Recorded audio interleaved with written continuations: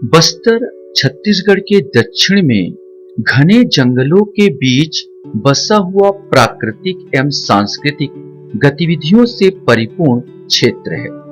यहाँ का प्राकृतिक सौंदर्य देखते ही बनता है। कल कल करते हुए झरने मन को मंत्र मुग्ध कर देती है। न केवल प्राकृतिक बल्कि आदिवासी संस्कृति, खासकर बस्तर का दशहरा चुंबक की भांति देश विदेश के लोगों को आकर्षित करती है। बस्तर का दशहरा न केवल छत्तीसगढ़ बल्कि संपूर्ण भारत में प्रसिद्धि प्राप्त है। यह उत्सव न केवल बस्तर के आदिवासी संस्कृति का परिचायक है, वरन विविध समाजों से सामाजिक एकता का भी परिचायक है। यह प्रदेश का अनूठा महापर्व है, जो असत्य पर सत्य का विजय का प्रतीक है।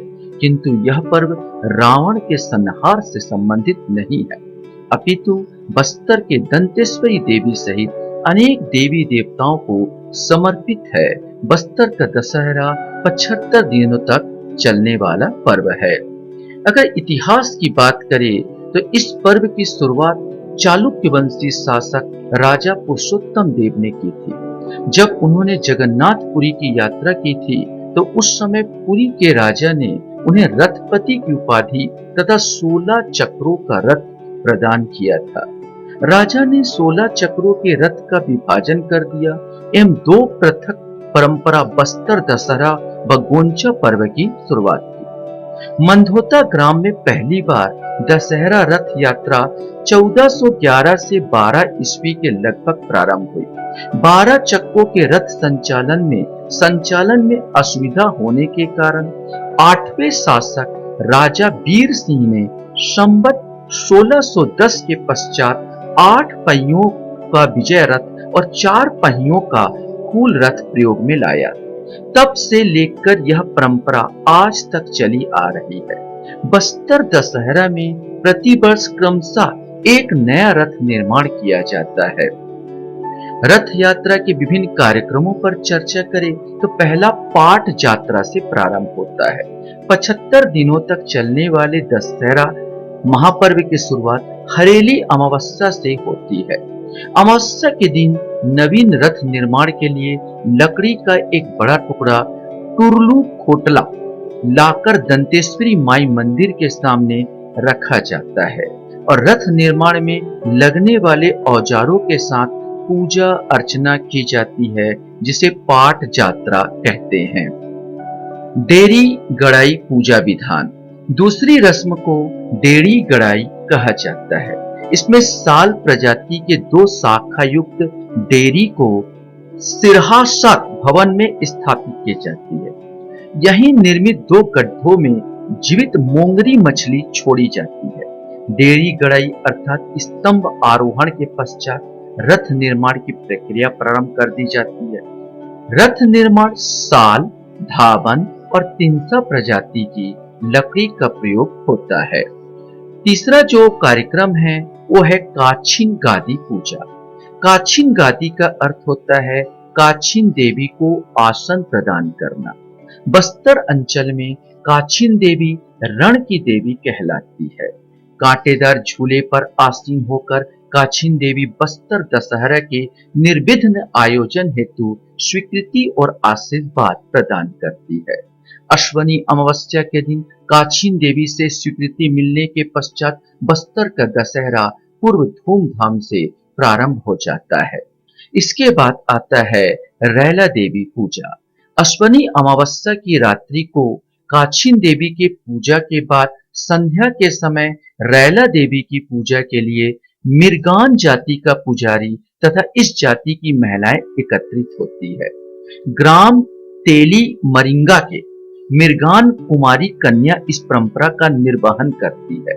रैला देवी से पर्व निर्विघ्न संपन्न होने की कामना की जाती है। इसके पश्चात आता है कलश स्थापना।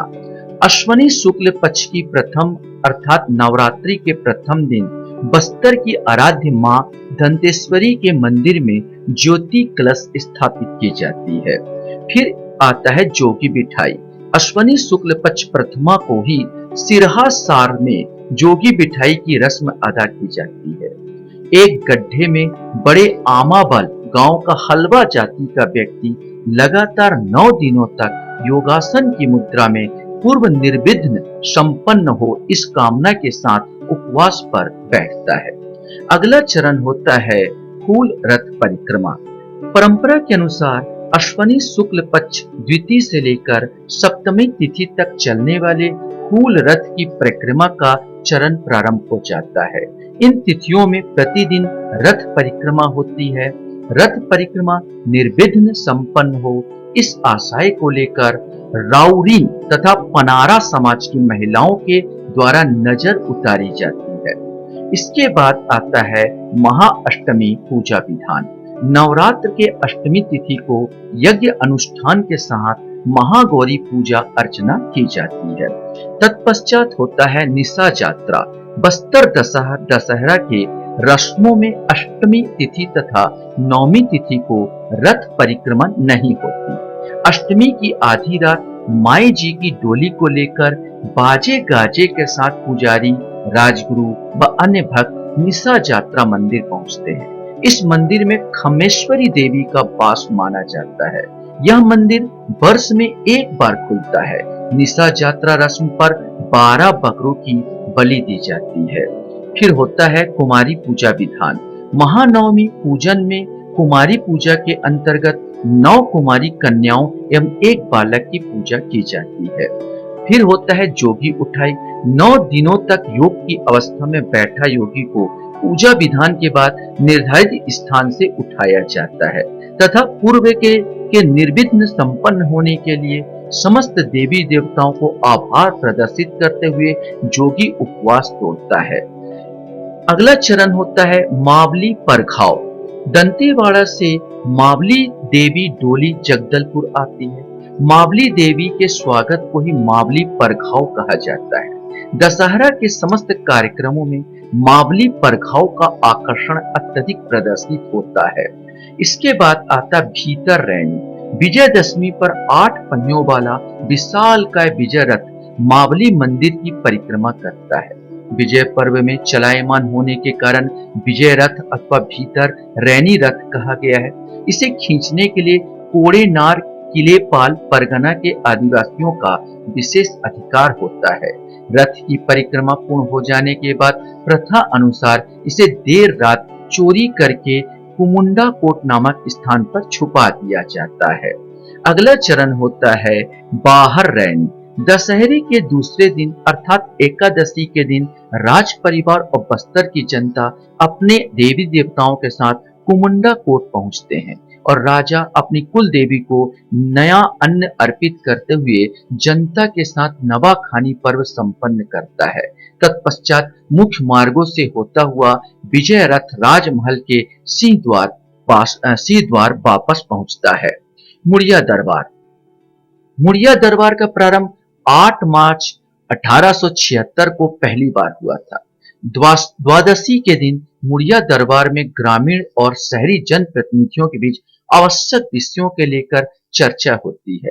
रियासत काल में बस्तर के मांझी, मुखिया, कोटवार, चालकी, नाइक, पाइक आदि जनप्रतिनिधि अपने अपने क्षेत्र की समस्या दरबार में प्रस्तुत करते हैं। यह परंपरा आज भी निर्बाध रूप से जारी है। कुटुंब यात्रा। अश्वनी शुक्ल त्रयोदशी के दिन दशहरा में शामिल होने आए विभिन्न स्थानों के देवी देवताओं को कुटुंब यात्रा पूजा विधान के बाद विदाई दी जाती है। इस दौरान ग्राम देवी देवताओं की विदाई देते हुए उनके पुजारियों को नवीन वस्त्र भेंट देकर सम्मानित किया जाता है। दंतेश्वरी एवं मवाली जी की विदाई। दंतेश्वरी माँ और मवाली माई की विदाई पूजा विधान के अंतिम रस्म को पूरी भव्यता के साथ आयोजित किया जाता है। एक विशाल शोभा यात्रा के रूप में माई की विदाई की जाती है। माई जी के सम्मान में पुलिस बैंड के ध्वनि के बीच सशस्त्र बल के द्वारा सलामी दी जाती है। सामाजिक समरसता और सहकारिता का उदाहरण बस्तर का दशहरा माना जाता है। विगत 610 वर्षों से शांति और सौहार्द से मनाया जा रहा दशहरा न केवल बस्तर अपितु छत्तीसगढ़ की सांस्कृतिक पहचान की सबसे बड़ा उत्सव है।